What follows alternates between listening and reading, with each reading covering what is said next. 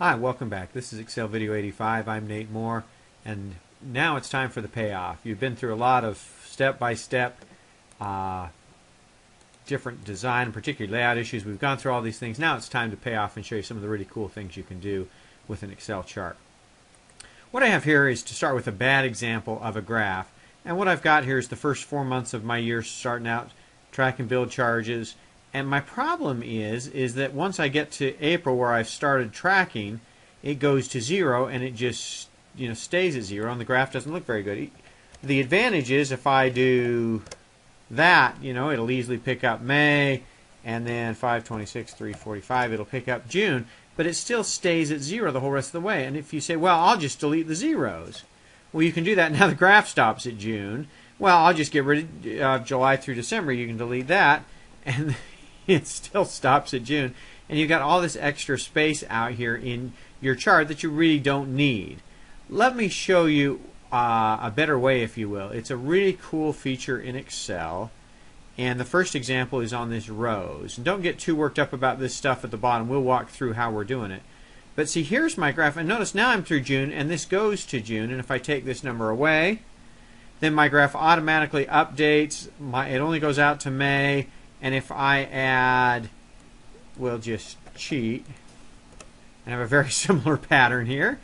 But you can see how it automatically picks up for as many months as I have. It's going to end at August. And if I put in 5/28/9/11, there we go. Now I'm out to September. And if all of a sudden I get rid of these, the graph is updating for me automatically. I'm not doing anything but adding data here once I've got it set up. And I want to show you how to do that over the course of the next several lectures, to be honest, because there's a bunch of different pieces or applications for this technique that I think you'll find really helpful. There are a couple of pieces to the puzzle I want to show you. The two things that we're going to walk through are, in order to make this work, first, if you look at the chart and you come up to design and select data, if you look at this series, the series value is called rows, which is the name of my worksheet, and then the exclamation mark. That says that rows is the name of my worksheet. And I've got an area defined as build charges. And that's the key to making this whole thing work, is instead of having a range here, and in fact if I do a range it'll screw everything up. Once you've got it right, you leave this at build charges, and then, let me get out of here, I have in the formulas tab, there's a name manager, and I got a whole bunch of names in here that we're going to play with over the course of the next several examples. But here is rows. Here's the rows, and what this is a row on the row sheet called build charges, and I've got this defined with an offset function. So what I'm using is the offset function, saving it as a name, and using that name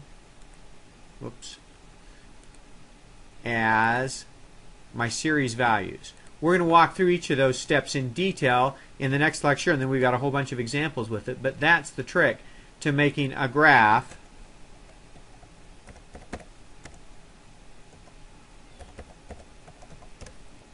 that'll update for you automatically. Stay tuned. We'll go through each of those steps that I walked through with offset, name, and the series and all that, and show you how powerful this offset thing can be. Thanks for watching.